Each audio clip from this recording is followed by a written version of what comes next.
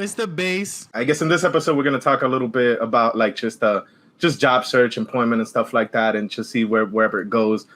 I guess this came up just recently because a few of us, myself and Ugo, were looking for jobs recently, and I don't know, not for nothing, just the whole pandemic as a whole really got me thinking a lot about like the employee relationship and stuff like that.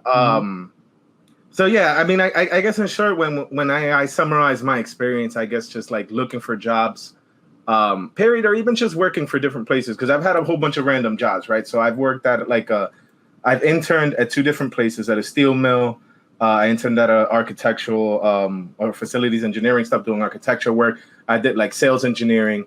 I walked dogs, right? I did test prep. I was a teacher for like a little while. What else did I fucking do? Oh, I worked business intelligence, sales for like a little bit, whatever. And it's just like, so I've had, and now specifically I work in tech, right? So it's just like. Dique, how much do dog walkers make? I was always curious. It just depends. You can name your own price. Like dogs by themselves that you can walk, like have to walk by themselves, you could charge like $40 an hour, or for $40 for like a 30-minute walk or some shit like that. Yeah, because it's OD. You can't walk them with anybody else. Walk me. I'm a dog. You're gonna have to pick up your own shit though. You're gonna have to pick up your own shit though. Oh my god! Can you imagine human walkers? Dog walking shit. Human walkers. Can you imagine? That was yeah, but I guess through this whole experience, it's like interviewing has been a headache, right? And I guess I feel like nobody really knows. Like the employers don't always necessarily know what they need / what they want, and like the employee on the other end is kind of like. How the fuck do I explain it?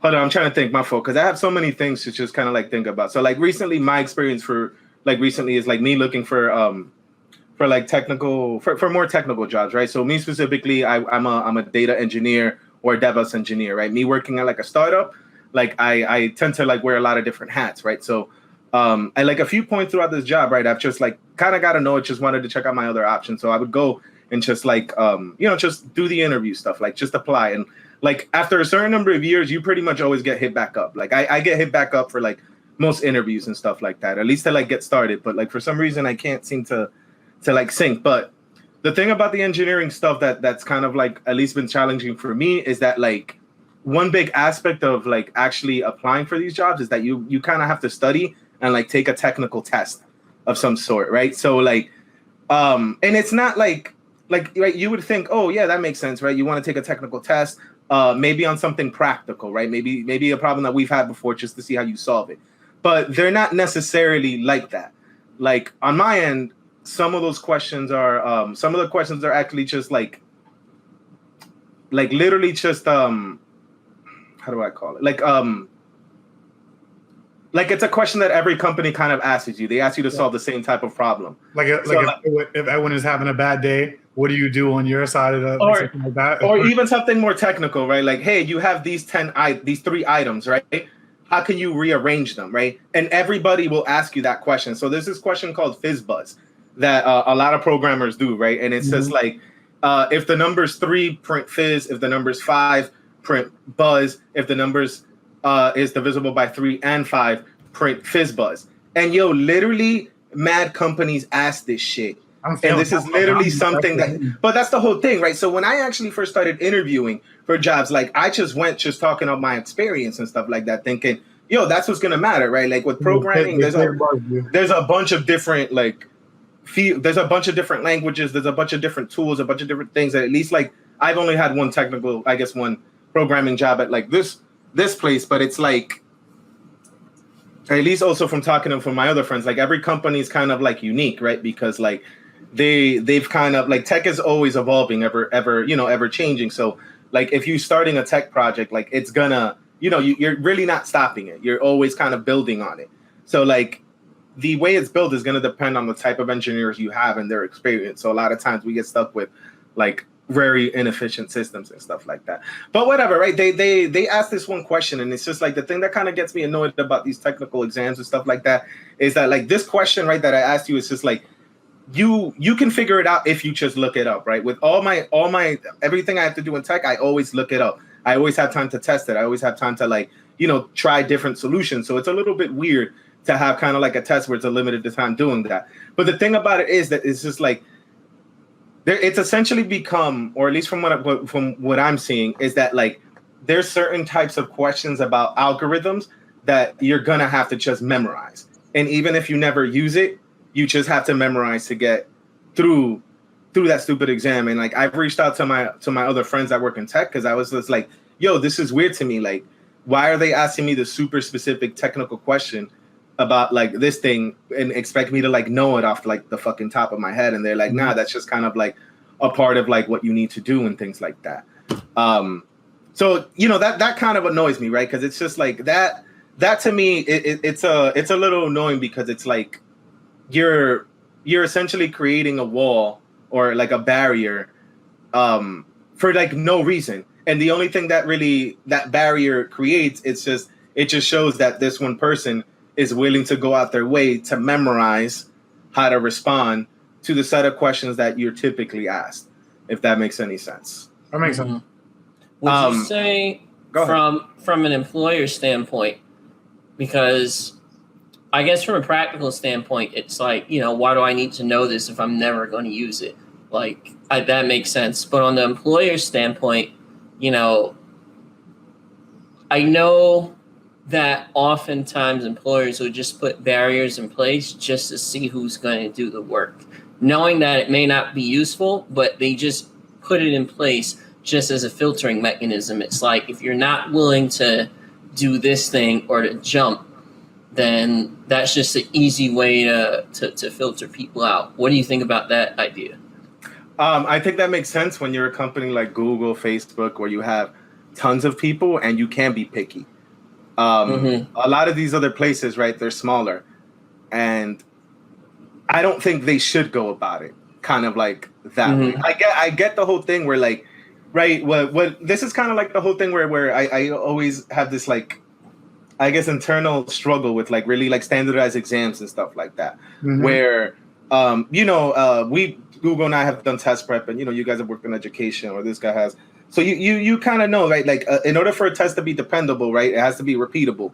So like they're going to ask you the same type of questions year over year. So like it's not that like you can't go into this test and do well because you're smart, but you can also kind of like game the system by kind of like doing that.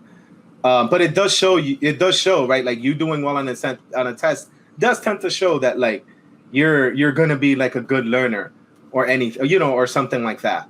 I just like, I don't know, man. Like when I go to some of these interviews, like I flipped it around recently. Like at the beginning, it was definitely me more nervous, like just trying to like get everybody to kind of like me. But like the longer I've been at like this job now, the more I kind of realize that I kind of need to, I guess, be a little bit more strategic in the way I kind of like go about stuff and ask more questions so I can get an idea of like what the situations are going to be on the other end. Because like when I first started working at like this company, right, like I took the job and I had no idea what I was actually going to do, like at all. Like in the job description, everybody else that took that same position, like that worked there and works there now, essentially said the same thing. Like they had no idea like what the actual, you know, what they were actually going to do. And that's actually something like every time I do these interviews, because I get through all the interviews. Like this is actually another thing with tech interviews is that they're very time consuming.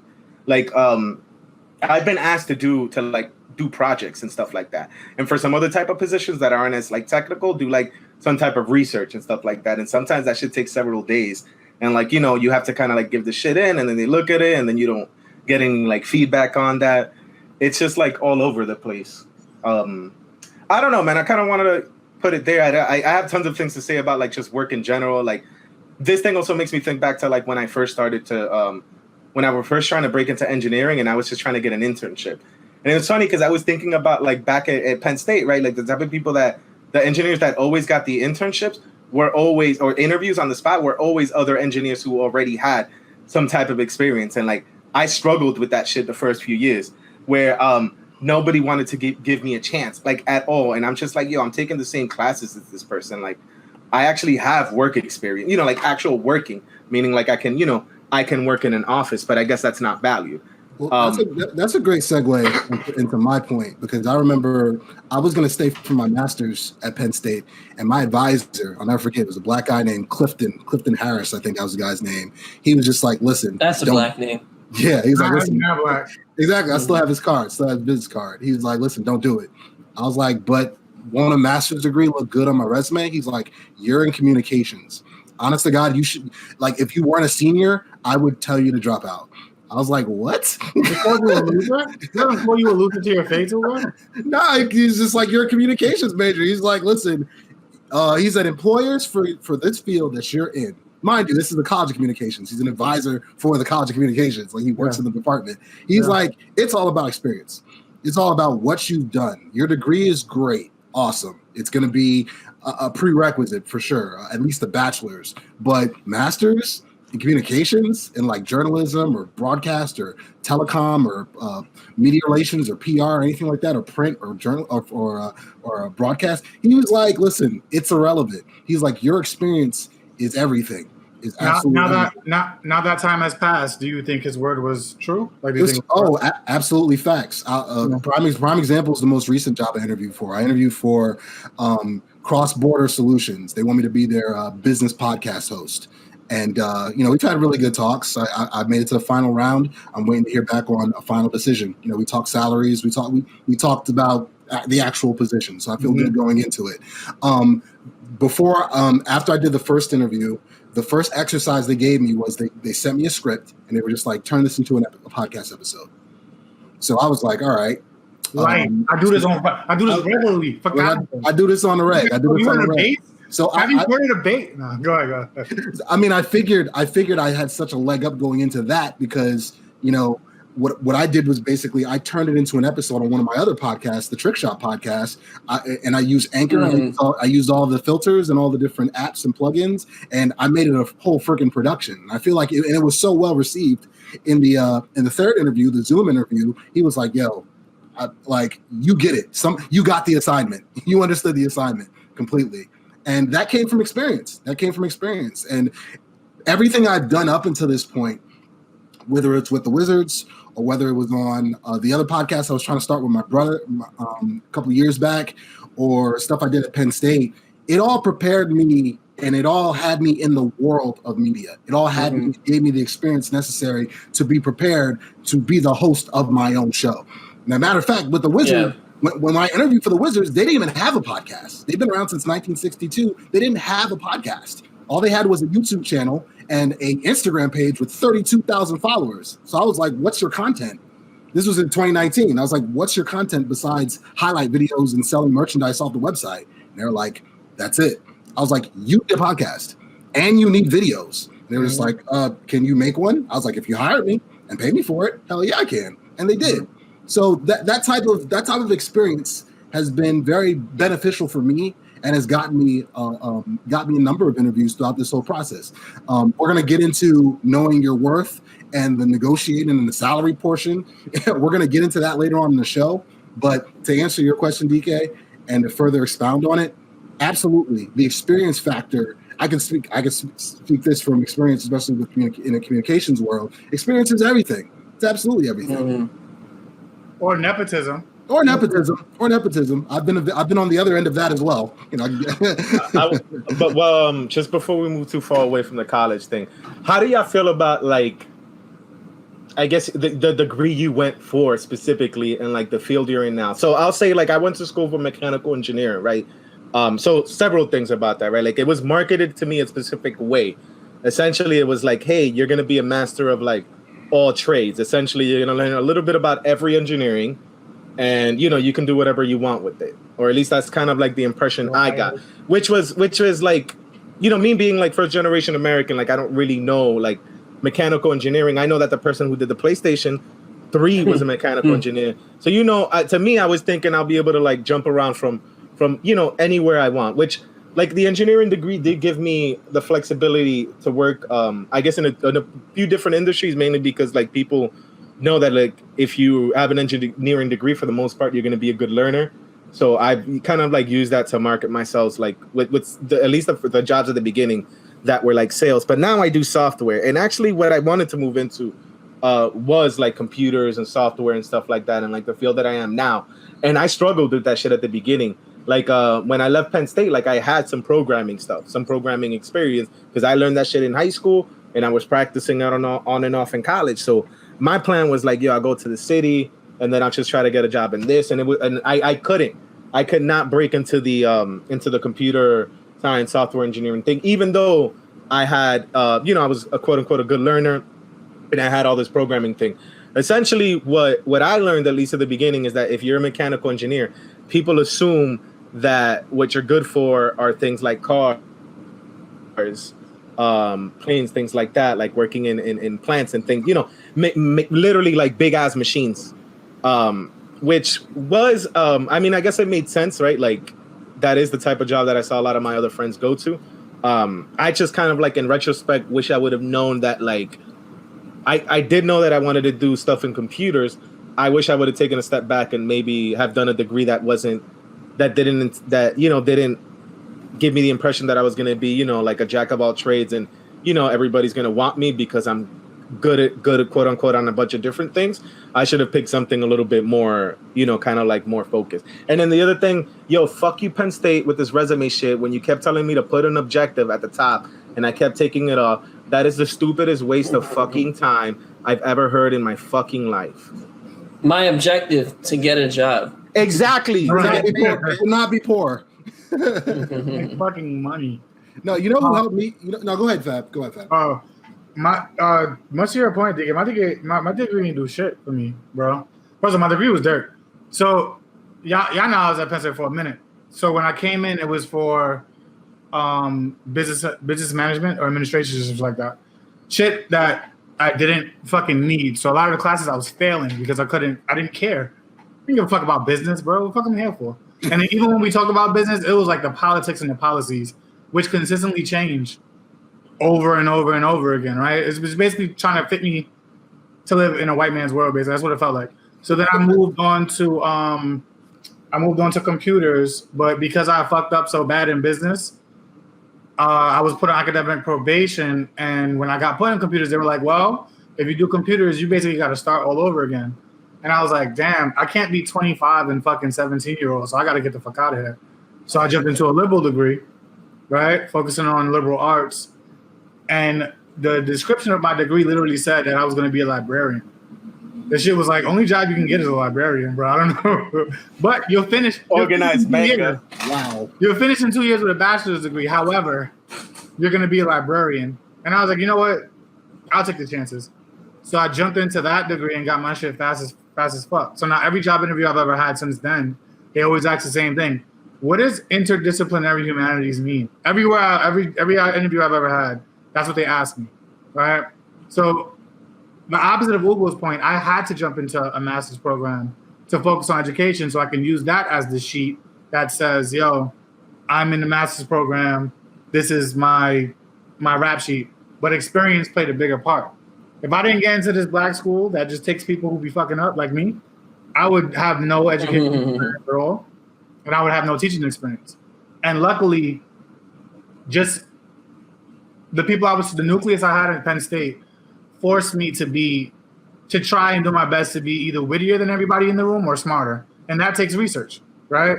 So it made me more powerful in a lot of my field, a lot of my work, was just because of the people I surrounded myself with at Penn State. But my degree fucked me over. My lack of care fucked me over.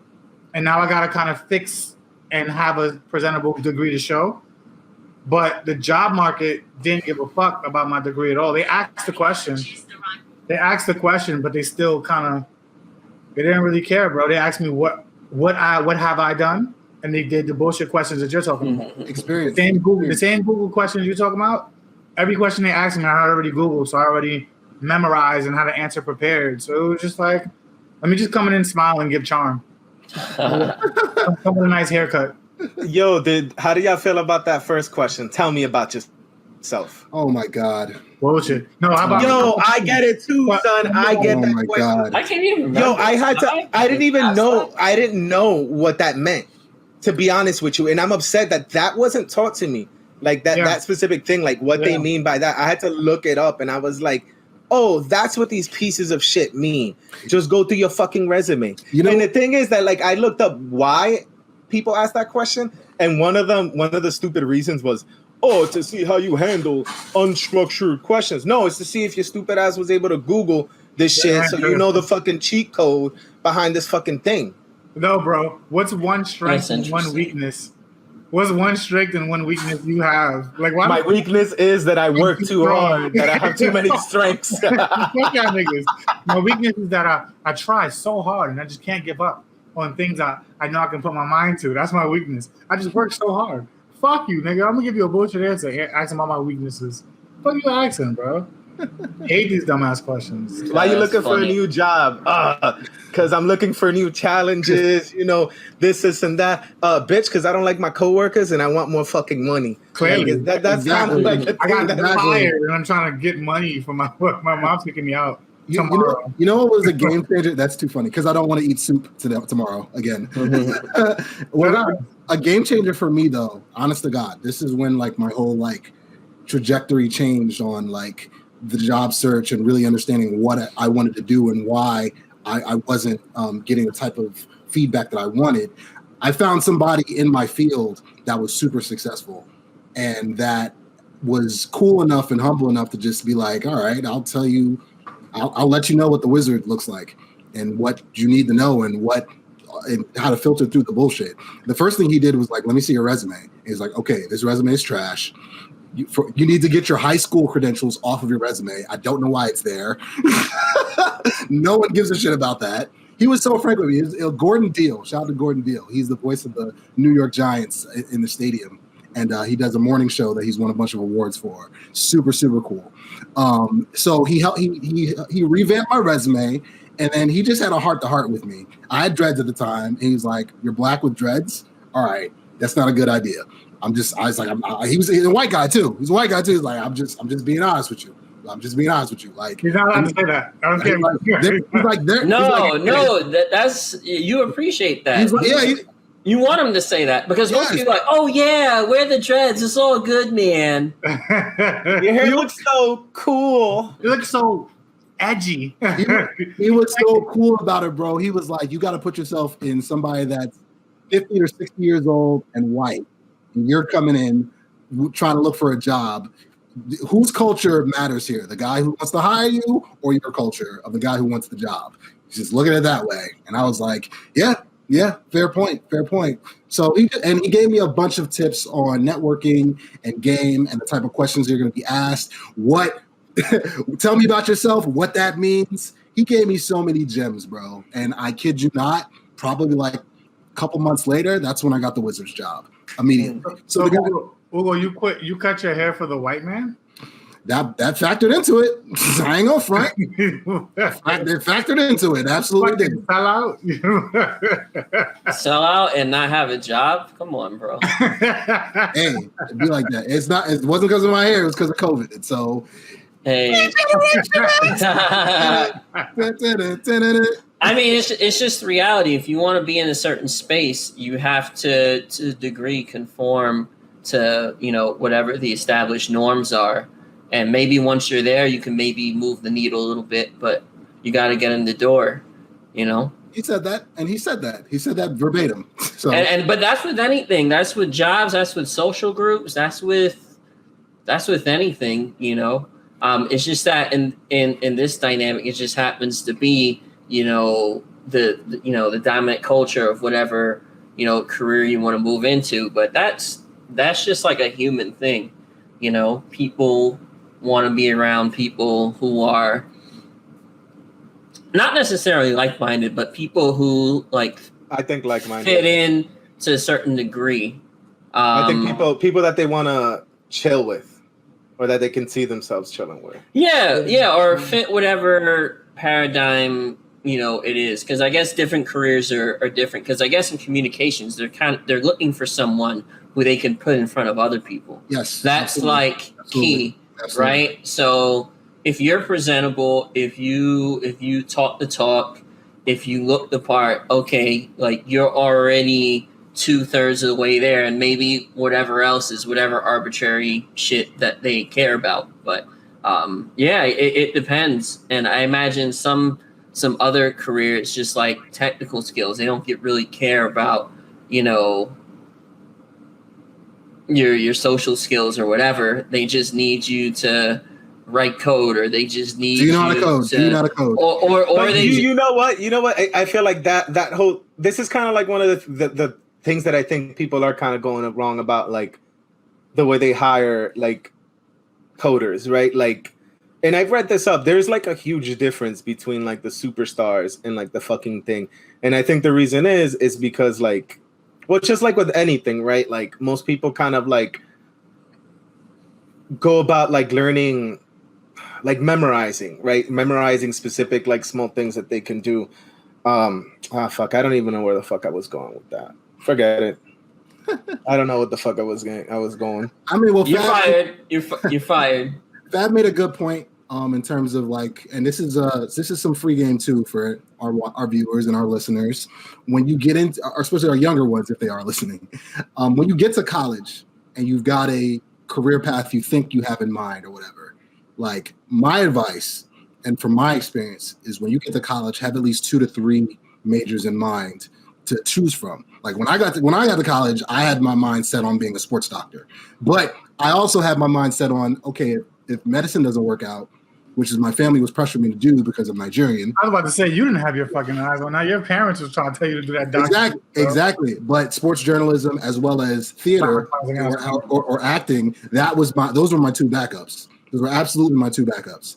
And after a year of pre-med, I was like, fuck this. I don't want to do it. I hate numbers. I hate calculus. And I don't want to start my career when I'm 35. You see what I'm saying? Because and have a ton of debt saddled with it. So I came in already ahead of the curve and not beating my head against a wall, trying to do something and just for the sake of doing it, going through the motion. And I feel like a lot of people, when they get who drop out or who end up finishing school and can't do shit with their degree, they end up stuck with that because they didn't have options. They didn't have alternatives. Because at the end of the day, yeah, your parents are probably fitting the bill if you don't have a bunch of scholarships and grant and aid and whatnot. But it's still you that has to do the degree. It's still you that has to do the career post-degree. So that it's important to have options and explore those options, you know, if you yourself feel comfortable enough to do so. I feel like, at least on mine, people should go for something practical, something that's like, at the end of the day, you're looking for a job. You know what I mean? Like there's some, I mean, I ain't gonna knock anyone for getting some random degrees. Cause like one of the things that I noticed about like, I have some friends that are like in Ivy League schools and they went to school for like history, some bullshit out, you know, random majors, but they were able to get jobs in like finance and those type of industries just because they had the, you know, the name of the school. And that's actually one of the things that surprised me a lot. I did not realize like how important like the name of the school is, like just period. Like clearly, you would have Harvard, you smart, whatever. But like people just assume if you go to one of the Ivy League schools that you're like those people from the movies, which is not true. I've met mad people in Ivy League schools. They're simps too. They just know how to study. Simps. You know what's also amazing? People conflate Penn State with the University of Pennsylvania. I let them all the time. I let them. They were like, "Oh, you go to the." I was like, "Oh, really? Yep. Oh, yes, shit!" Yep. I don't get that. They're like, "Yo, football in Sandusky." Yeah, they don't. Well, that too. You can tell what kind of friends we don't know the colleges, bro. So they just say, and they're like, "Oh, wow," and you're like. No, I'd be correcting them. I was like, "Yo, I didn't go to the smart one, bro. I went to the football one." I went to the football one, but I mean, Penn State in and of itself is a pretty huge network, largest network, bro. And I think one of the main, I won't say the main benefit. I guess it depends on the situation, but one of the major benefits of any university is the network that you have access to. Like just being an alumni, you instantly have a connection with people. I just think. Just having that connection in general, like whether you're part of like a fraternity or a group or alumni of something, just having that association, opens doors for you that may not have otherwise been open. So I think that's a huge deal. I've never worked at a job where someone from Penn State is not also working at the same company. Like every single job I've work that is like, oh yeah, we have someone that goes to Penn State. My principal went to Penn State, and it was like, done. But that's interesting. Yeah. Yeah. So I'm curious about you, Edwin, because you went to school for something completely different, and you found your path afterwards. But you went about it in a completely, I'd say, a very focused and unique way. Yeah. But tell your story. Man, it's weird because from my perspective, I don't see it all that like crazy. But in retrospect, it is a little bit. So basically, we're gonna go all the way back to middle school when I stopped caring about school. So I didn't think critically about my future, not even a little bit. Like even in college, like I was like, oh, I guess I gotta go away somewhere, because like in my thought process, it was high school, college, whatever. That's just what you did. Like I didn't think critically about a gap year, trade school. It's weird to think about it now, but I didn't think critically about anything. I didn't even care about school. It's funny. I was telling my mom this the other day, and she was like surprised. She's like, "You really?" I was like, "No, I didn't care about school until like my senior year of college. That's when I started caring a little bit." Like it was weird, you know. I just did what I had to do just to move to the next step. But basically, I ended up getting a degree in hotel, restaurant, and institutional management. Why? Because it sounded good. And I wasn't thinking all that critically. No, you told me you met the guy who was making mad bread, and you was like, I can do that stupid shit. Well, no, that was later. But I did that major, and I ended up working at the Nittany Lion Inn for about 2 years. And it's funny, it started off as an internship, because in order for me to graduate, I needed 1,000 hours of work experience.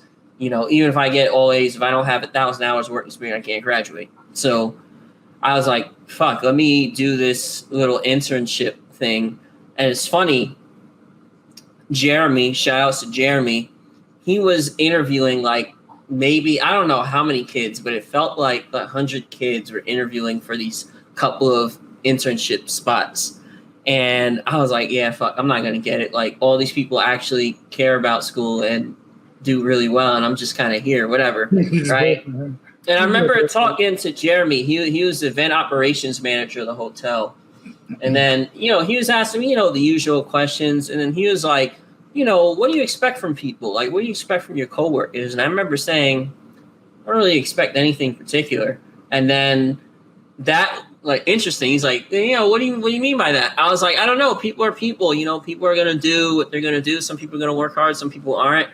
It just is what it is. Like, I don't have a certain expectation for someone I haven't even met yet. This is a whole movie, bro. This is Edwin. This is Barry on HBO. The guy who doesn't I haven't even met yet. Exactly, doesn't give a shit and gets all these new movie roles. Well, I did that. I'm the thing that stood up about that is that kind of set up my path for like getting jobs in the future, because I technically applied, but I didn't really apply. He was just like right then and there. He's like, all right, I think you got it. In this room full of people, of high achievers, he's like, yeah, I like you. You're good.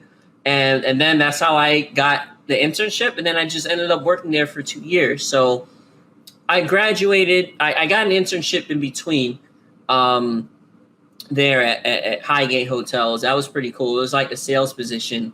But, I got really cool with the manager there, sales manager, Rose Sternheim. She's also an author too. She's the shit. I need to reach out to her, but she was really cool. And I just found out that just being like a normal person kind of gets you places, because a lot of people around me, like very high strung, very, yes, sir. And I could be like that too, but I do so in a way that's like authentic to me. Everyone was like super whatever, and there was always like, no matter where I worked, there was always groups of people, even people in like management or upper management, that could see, oh yeah, he's just like a regular ass dude, like let me mess with him. So after I graduated, didn't really know what I was going to do, and a Penn State graduate hit me up about a job opportunity. He was like, yo, we have this job for is like a task force, which is like they bring you in just to like make up for their lack of staff, and they may keep you in the future. So it was a manager at the Sheraton New York Times Square Hotel, and he was like, I was like, yeah, I don't really know, because I was still job searching at the time. He's like, yo, like, I don't want to twist your arm, but we need someone right now. So it's like, what's up? Like, you gonna take the job or not? Because if not, we got to move on. I was like, yeah, whatever, fuck it, I'll take it. And then part of that's because, like, yeah, I didn't really have any other, I didn't really have anything else cooking. I was just looking for stuff. So I just kind of fell into that job.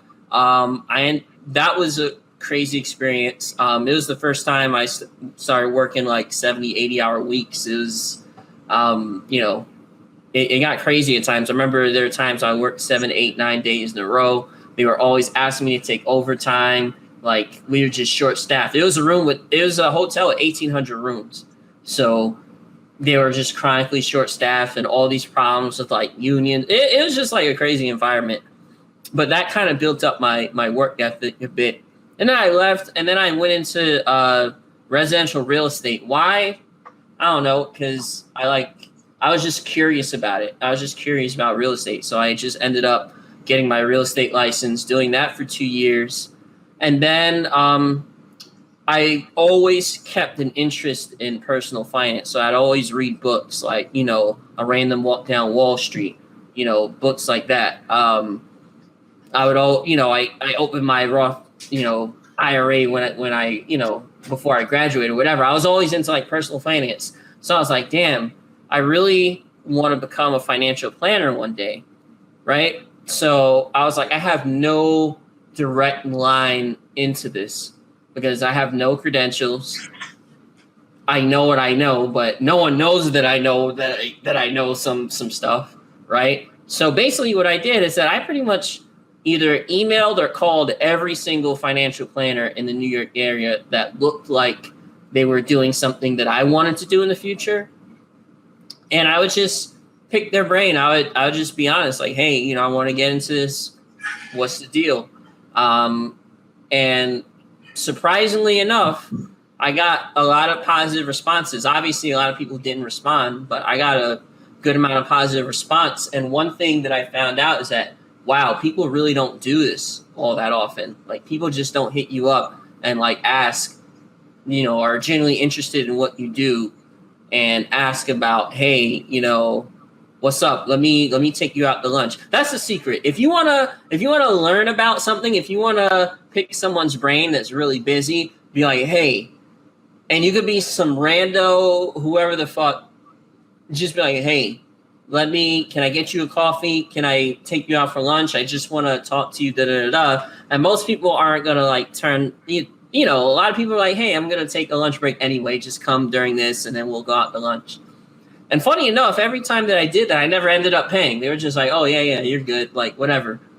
And from there, I just learned the different, I guess, ways that financial planners work. Learned different business models. I picked a lot of people's brains. I learned a lot. So I was like, okay, let me be a little proactive. So I ended up joining the FPA, which is sort of like the New York chapter for, it's an association for financial planners. So I started like going to events. I started showing up. I started doing like a little pro bono work. And eventually I spoke to somebody and they brought me in temporarily and they ended up bringing me on permanently. And that's kind of my sort of path.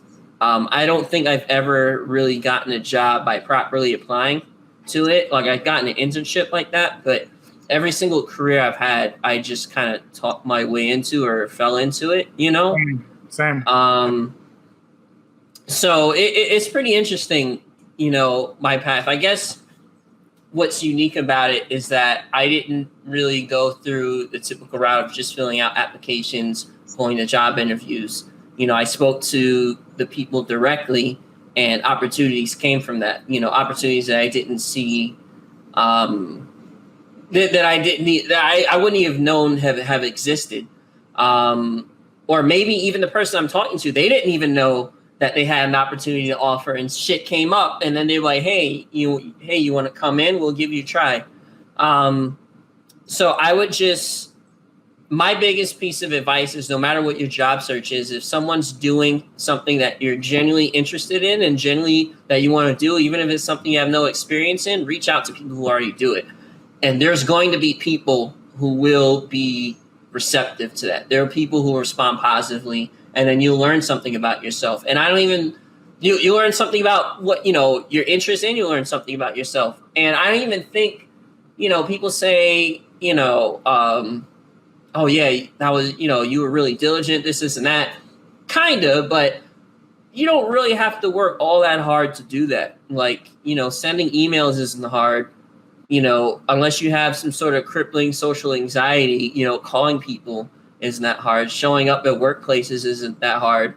You just got to do a little bit of work. And, in a week, you could, touch base with a fuck ton of people in a short amount of time. So yeah, that's kind of my story and kind of how I ended up where I'm at. Yeah, the legwork is inescapable, no matter what your field is. If you're going to take that route, whether it's freaking going ham on ZipRecruiter, going ham on Indeed, like me, going ham on just the internet, ham on whatever, you still got to put the legwork in, on some level. Now, so to go off of Ed Boy's point again, and he got in contact with somebody again who knew more than him, and that was further along than him, but had that conversation and had that rapport, and was able to take it to that next step. But at the end of the day, though, it still comes back to that. You still have to put legwork in. That's inescapable. Yeah. Unless you got nepotism, unless you got shit just ready and waiting for you, just baked in. Like that's just the wave. That's just what it is. And one other thing, real quick. If you have soft skills, you're good. Facts. If you talk to people, if you're likable, facts. That's a leg up. That's absolutely a leg good. Up. Because there's so many people that work well, that have good technical skills, but if you can't talk to people, If people don't like you, it's like, you could still do very good work, but you're very much limited. But if you have those soft skills of communication and just being a genuine person, being able to communicate with people, there really isn't a career that you can't get into unless it's super specialized. You could at least be in the orbit of whatever, career you're interested in. So that's very important. To further add to I guess the way you kind of went about it, and I guess how and just I guess being persistent and just applying from all those other stuff, when I've been wanting, so I work in the education space, education technology space. And I've been wanting to work in the space for forever. When I graduated college, my goal was to try to get into a startup and then move in, pivot into an ed tech startup. Starters period. And then education was just a little later when I was what kind of problems I want to solve. But it was hard. So I did go into teaching specifically for that. And it's funny because I thought that experience would be valuable for the tech companies. And I mean, it was valuable for the one specific company I got into because they like that for their stories. But it took me a while to break into that shit, to break into the education technology space. I literally was, I researched all the companies. I did mad cover letters. I don't know if those were the cover letters that I went to check or my resume. I know I have some people just looking through my stuff, and I just applied every day to a bunch of stuff. And this one I got last minute, and I didn't even get the position that I wanted.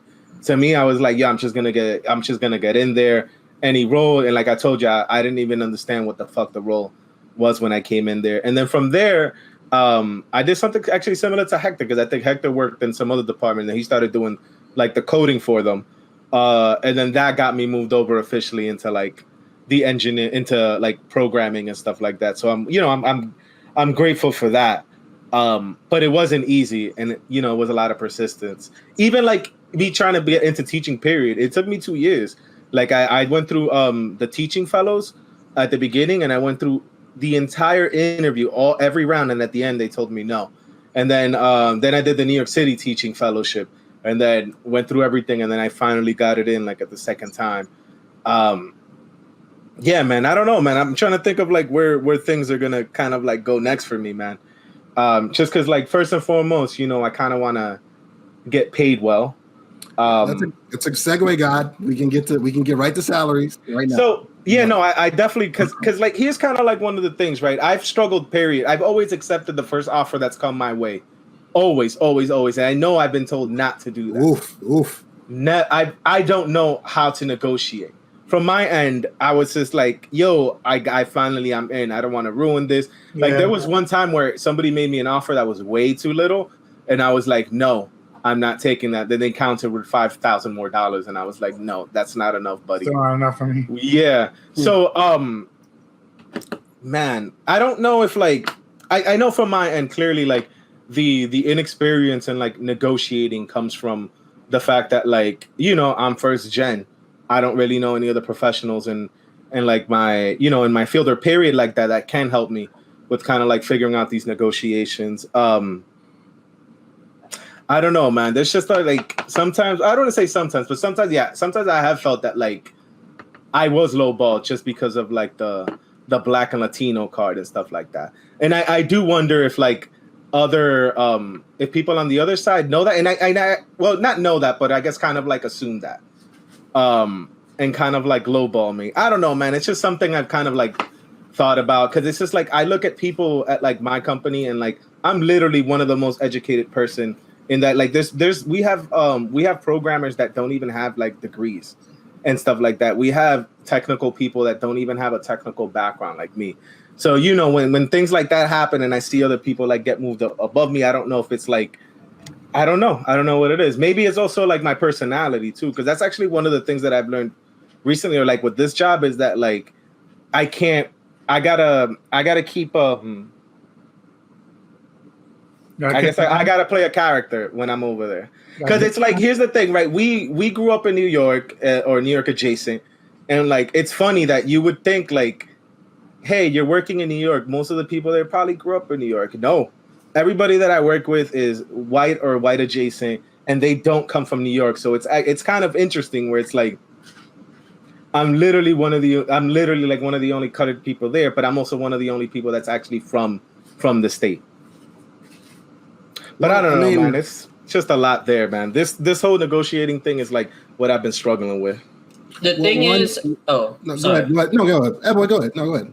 No, I was saying at the end of the day, I guess the basic sort of, equation is that an employer wants to get as much work for as little cost as possible, and the worker wants to get as much pay, as much compensation for the least amount of work as possible. So there's two diametrically opposed goals there. Adversarial, yeah. So, and I mean, obviously there's like more nuance to it, and not every workplace is that cut and dry, but that's sort of the basic equation. So whatever advantage or disadvantage, either side can take advantage of, they will. Particularly on the employer side, especially if it's like a sought after job. If they could lowball somebody, they can, and it's really up to the people accepting the job to kind of advocate for themselves, and it is a skill, and it's unfortunate that that's the case, because there are a lot of people who probably should be paid way more than they are now. I mean, not to mention that there's some careers that are just chronically underpaid, but that's like a whole nother discussion. Yeah. But I think in regards to people of color, I think the biggest sort of detractor is that on average, we're less likely to come from a family of professionals that have dealt in that type of environment. So it's like, think about growing up. Even if people don't deliberately or overtly teach you things, you pick things up, right? Like you pick things up in random conversations, or someone may give you an anecdote here and there. You may pick up mannerisms and cues and things like that. So there's a lot of that goes into searching for a job particularly in whatever field, and a lot of that has to do with negotiating your value.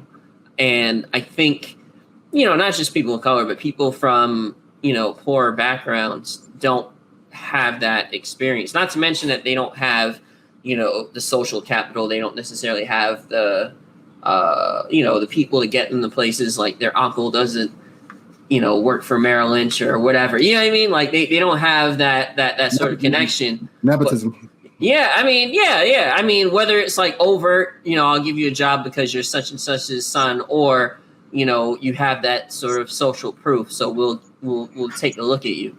Right. I think a lot of those skills, people from, poorer backgrounds or blue collar backgrounds, they have to learn. And they kind of have to make up for lost time. And I think that's a disadvantage. And, employers will take advantage of it, even if it's not overt. I'm sure most employers aren't like, twirling their mustaches like, oh, how can we screw over Dique? Like, you know what I mean? It's not that overt, but like they, from their perspective, labor is a cost, right? So on the highest 10,000 foot level, your labor is, shows up on a sheet somewhere. And it's like, how can we minimize this while making the most money possible? And it's always sort of navigating that tightrope. It's unfortunate, but it's just a reality. We got to learn how to advocate for ourselves, or else put ourselves in a position where, our value can't be questioned. Yeah, I mean, some tips that are helpful that I've learned along this way. What that, and that's been a gift. There's not been too many, but this has been a gift of quarantine. It's allowed me to research a lot and really deep dive into like the mechanics and ask a lot of questions to people that are in the sphere or have experience, and just become more knowledgeable and be more prepared so that I'll know how to manage the bullshit that's going to come with job searches and lowballing, and so to speak. I'll give you a prime example. We talked about this off air yesterday. I'm currently interviewing with Spectrum News out in Syracuse, New York. And in the first interview, before they asked me what my expected salary was, which is a trick question because I already put that down on my application, so they already knew it. They asked me what I wanted to come in at, and I mentioned 65 because I'd done research on the company, and that is the going rate for a TV news producer, which is the position. Oh. And they asked me straight up and told me straight up, listen, you don't have any, do you have newsroom experience? And I was like, no, I don't have newsroom experience, but I've got 10 years of broadcast experience. Like, well, you don't have any newsroom experience, so we were thinking of bringing you in at 40. And I was like, 40,000, and you're asking me to relocate from New Jersey to Syracuse, New York. I don't necessarily think that's going to work. But is this flexible? Are we able to work up to 50? That's maybe more so. And Syracuse is up there. I mean, yeah. I guess the salary, you could get by in Syracuse on that salary, but that's an ask to go to upstate. Absolutely. It's a major ask, but here's to go with it though. to go with that though is that it goes back to the point I mentioned about, again, doing your research and knowing your worth. Researching specifically, a general Google search takes you to ZipRecruiter, it takes you to Indeed, and it takes you to salary.com. And what they do is they pinpoint exactly the position on the national average that you're looking for. And salary.com, they take it a step further. They give you the national average as well as the national average for that company that you're interviewing for. So, for instance, Cross Border Solutions, which I'm interviewing for, go back to them. The national average for a podcast host is $83,000. They typically pay anywhere between $70,000 to $116,000, but the national average is $83,000. So if they come in saying that, listen, all we can do is 65 or all we can do is 69 or something of that nature, I have something to reference now, and I've got leverage because I'm like, are you going to refute the website? You trying to lie to me? This is what the website says. You trying to lie to me in my face? Yo, you know, I think it's Colorado. I saw like on some job applications. I think it's Colorado. Some state requires now like employers to like stay upfront with the minimum, like what the base salary is going to be for like whatever position, which I thought was pretty neat. I've seen some other companies that they just straight up have like a salary step, like, and it's just like transparent and like it's just like, hey, you're level 1 this is what you get. You're level 2 this is what you get. It's all different. It all varies. They usually do a range. Like, listen, are you looking between 60 and 70 or 70 and 80 or 80 and 90? They typically ask you to do a range, or you can just list the number that you have in mind that you feel like, you know, is in line with your credentials or whatnot. It's all going to come down to that. Your experience, like myself, I'm 10 years out of college. So if you're offering me $40,000, me being 10 years out of college, okay, if I was looking for an internship or if I was fresh off the boat, fresh out of university or whatnot, I'd jump at that. Oh my God, this is my 40,000. That's a lot. But you're not gonna lowball someone who understands how the wizard works. And with 40,000, 10 years out of college, that's a non-starter, especially if you're asking me to relocate. You know, I mean, that's not even taking into account that. So it's again, knowing your worth, knowing your credentials, and doing your homework, doing your research. Again, ZipRecruiter, Indeed, Salary.com. That's a nugget for our viewers and our listeners. When you go into if you get an interview request from a job, check those national averages. Check what the market is. And if you can't ask for that specifically based on your credentials, you don't feel comfortable enough, you should be asking around that. Because that's what they do in sports. That's what they do in sports. They do it in sports all the time. You know what question I really, really hate, and I used to get this a lot when I first started interviewing? First, like meeting like right out of college, it's just like, what's your current salary? When I was like changing for jobs and stuff like that, which if I'm not mistaken, they're not really supposed to be asking that, but they still do. But that's another thing about the, you know, it's kind of like one-sided when you're interviewing, right? They hold most of the cards, but that's besides the point. It's like that question. I hate that question. And that when I get that, that's usually to me like a red flag, but whatever, I want money. And usually I'm just like, it's a little, I was like, I make a little less than what I just asked you for like this position. I don't know if that means anything or does anything, but like, I hate that fucking question. The salary off the jump, I look it up now before, and I have an idea, like right when I'm in there, like what I'm going to ask for. And that's it. And then it's just like, if it's too high, I'm like, all right, so what's the range? Right. And then they tell me whatever the range is. And then I'm like, yeah, whatever. And then I just say the highest number on that range.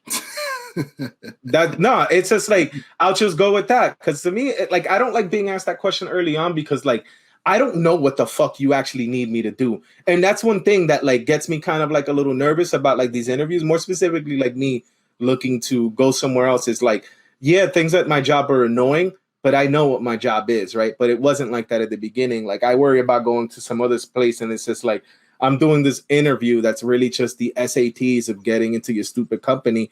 But is this really gonna reflect like, you know, the actual problems that you're having there? You know, like it's just so fucking stupid. No, that's a great point. And I'll even use the Wizards for example, because when I interviewed, it only listed me being a MC and sports announcer.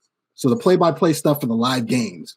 When I got the job, even before we got to the actual podcast and me creating and editing and running that, even before we got to that, when I actually got the job, it turns out I'm not only the sports announcer and MC, I'm the live sound engineer. I'm a writer for some of the skits and stuff we do for the live shows. I'm in sales because I'm selling merchandise at every single game.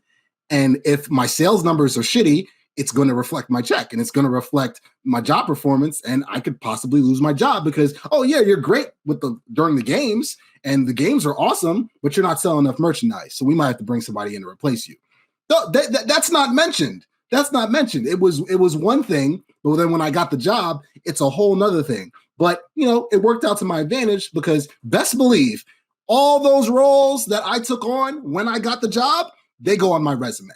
To show my versatility, to show what I'm capable of, that I'm able to take on more than one role, wear more than one hat. But that's been my whole life. That's been my whole career, even during college and during after college. I've always had that ability. I kind of want to build on that because like so yeah, you were hired with a specific title to do a specific thing, right? But then you end up doing all these other things, meaning that like, you know, that go outside of what your role is. So in a sense, you're not even like, you are something else, right? So I only bring this up because like at New Classrooms, like my title, I went through a few different titles, right? But at the end of the day, what I like, I mean, right now it's data engineer, but at the end of the day, there's a lot of things that I do that are DevOps.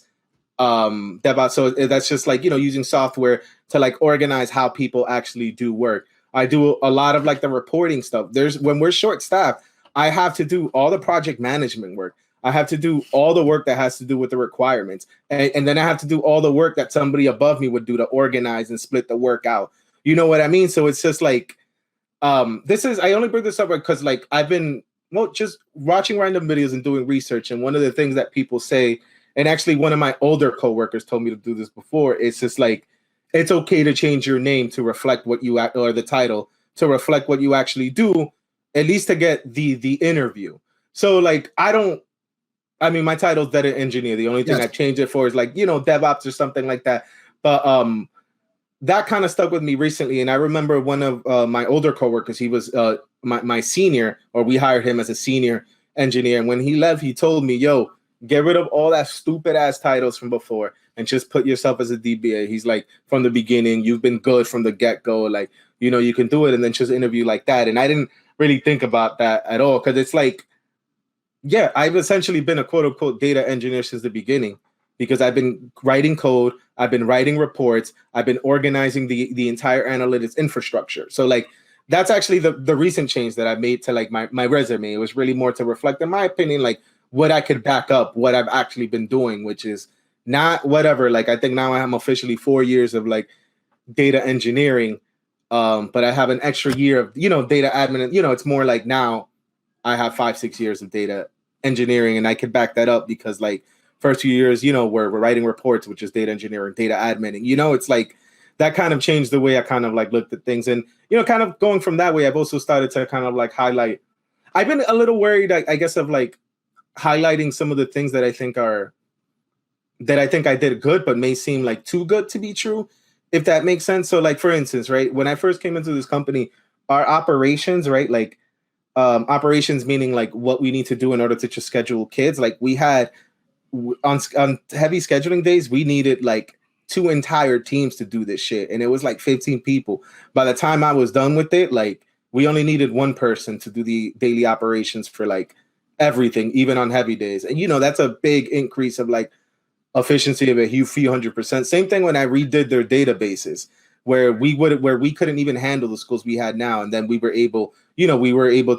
increased capacity by like a few 100%. But sometimes I don't even know how to word this because it doesn't seem like real, but I work at a startup. So it's just like, we're constantly, you know, ninja things. So like I build I build an analytics infrastructure in 2 different like cloud things. You know what I mean? But I didn't think about that before. And like, I don't know, man, I've kind of like reframed like my achievements lately. And I think I have a stronger resume, because the thing is that I always do get hit up for the interviews, but I'm just like thinking about like, how can I market myself a little bit stronger so that like it better reflects like, you know, what I did, what I can do, and that I can get that fucking higher salary. Again, just finding somebody again with more experience, humbling yourself, finding someone with more experience that's further along, and then going back off of Ed Boy's story, just having that rapport with them in person for them to really give you a good diagnostic of what can help you push the needle forward. Because again, like I just look at, again, I keep going back to Gordon Deal. I mean, this guy did not have to talk to me. This guy he's really well off with money, clearly, if he's working for the Giants in their stadium, and he has a morning radio show or whatnot. But he took the time. We had several conversations over the phone. He invited me to his studio in South Brunswick. I got to sit in there and watch him do a whole show. I talked to one of his engineers, and they're just like, listen, this is what it's like in the studio. This is the kind of shit you got to know. And he's really cool about it. He's just like, yo, this is the kind of stuff they're going to ask you. So it's really good to just be, you know, to be well-versed and to be versatile. Just be versatile and be current, you know, what's going on now. You know what I mean? So, that's the tip I give to anybody, even younger cousins and, younger nephews and nieces. When they ask me about like, what's some good tips, since I'm about to finish college or, I'm thinking about doing an internship. I was like, you got to have your shit together. And yes, you being Black or Hispanic or non-white, yeah, you really need to have your shit together, especially if you don't have nepotism to fall back on. It's just the reality of it. It's just what it is.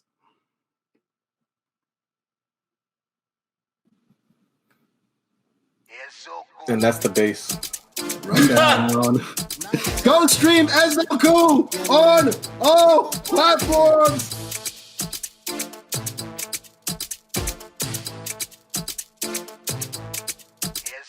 Yeah, oh girl, I love the way she do it. She get low like it's nothing really to it. She pick it up and she spin it back around and she get it from my mama. Damn, I knew it. Ezoku, Ezoku, Ezoku. Nice job, boy. Ibu Kwenu, yeah, that's true. She move her hips so proper. Yeah, and she look like Rihanna.